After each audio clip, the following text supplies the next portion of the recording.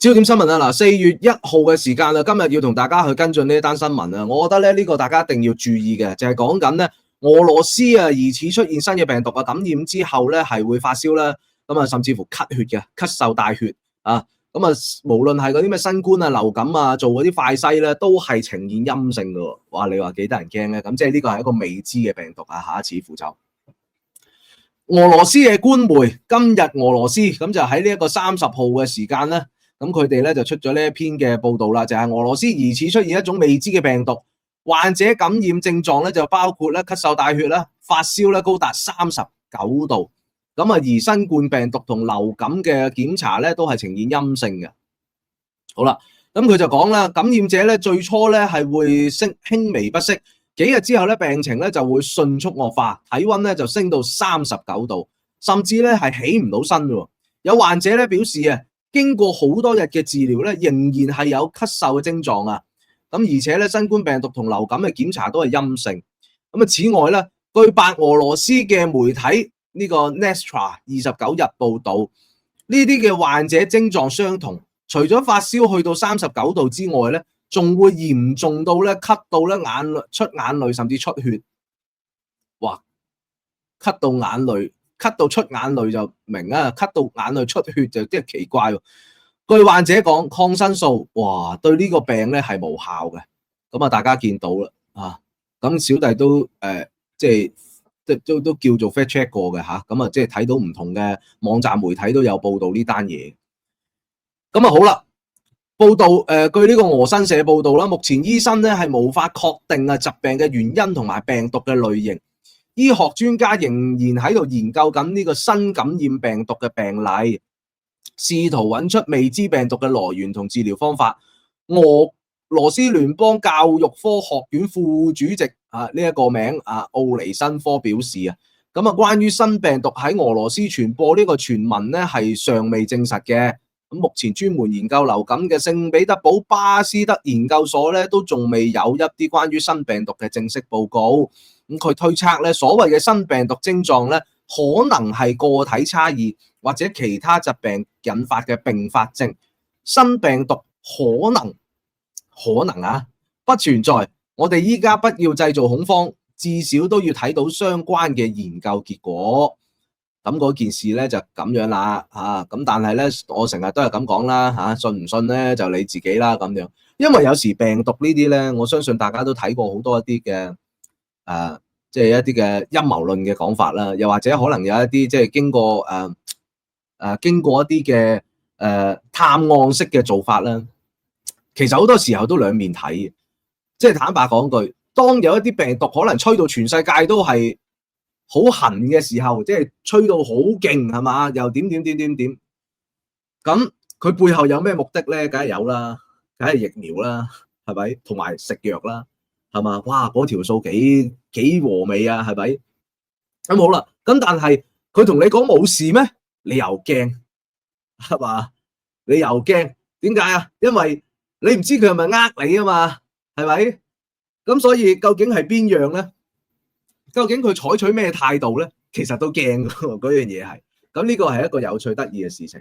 不過喺我角度，我都翻咁講，2025年確實係一個天災橫禍嘅一年嚟嘅，即係唔係我講，並不是小弟預測，而係我聽晒咁多嘢，綜合所講。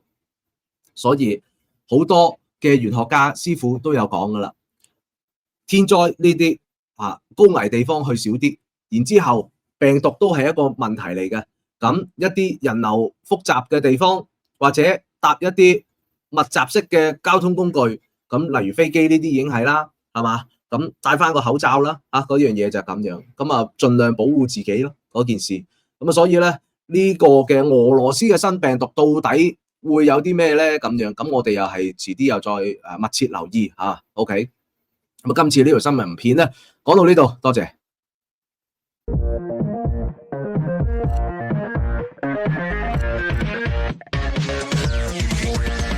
多謝你收睇我哋嘅影片啊！我哋誠意邀請你，千祈唔好走住，繼續睇埋落去先，因為我哋仲有一啲嘅說話想同你講。不過講之前都請大家幫一幫手，支持一下我哋嘅影片製作團隊。呢個支持係免費嘅，只需要點讚、留言、分享就可以啦。如果你想睇到我哋更加多即時同埋有用嘅新聞及資訊節目，我哋建議你立即免費訂閱我哋焦點 FM TV 呢個 YouTube 頻道。焦點 FM TV 同埋其他子頻道未來將會一直製作更多實用而且具有價值嘅資訊。如果想進一步收睇更多，例如文章專欄、文字新聞同埋線上課程嘅話，請登入我哋嘅網站 www.fm.today， 免費註冊成為我哋嘅會員。我哋嘅網站系統每日都會自動向你提醒新嘅重要資訊。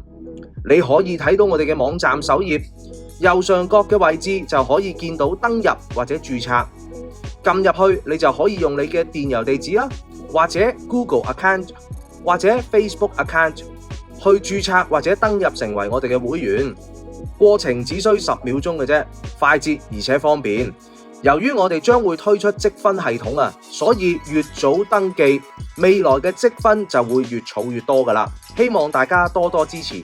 仲有啊，去到我哋嘅網站喺首頁嘅位置，大家可以見到我哋已經開始咗焦點專屬嘅玄學家同埋健康專家名冊，只要入到去就可以一覽無遺所有焦點 FM TV 曾經合作過或者合作緊嘅專家聯絡方法啦。當然啦，其實喺每個專家嘅節目入邊，熒光幕嘅右上角大家都會見到有一啲嘅二維碼喺度嘅。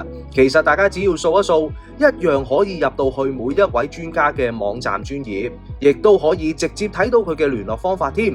焦點 FM TV 邀請唔同嘅專家免費分享佢哋嘅專業資訊，從來都係承諾不會從中收取佣金嘅，因為我哋希望用最客觀嘅角度去為業界作出推廣，同時亦都對我哋嘅觀眾負上一定嘅責任。2024年嘅8月，我哋舉辦咗5週年嘅台慶網聚活動，參與人數接近200人。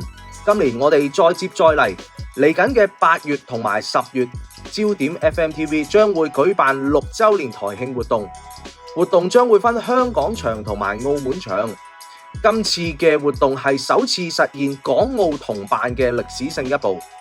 詳情同埋報名方法可以睇返我哋嘅網站 www.fm.today 詳細了解。多謝各位。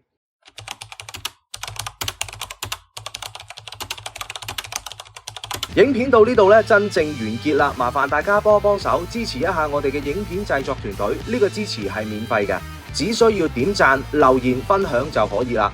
如果你想睇到更加多即時同埋有用嘅新聞及資訊節目，我哋建議你立即免費訂閱我哋嘅焦點 FM TV 呢一個 YouTube 頻道。多謝支持。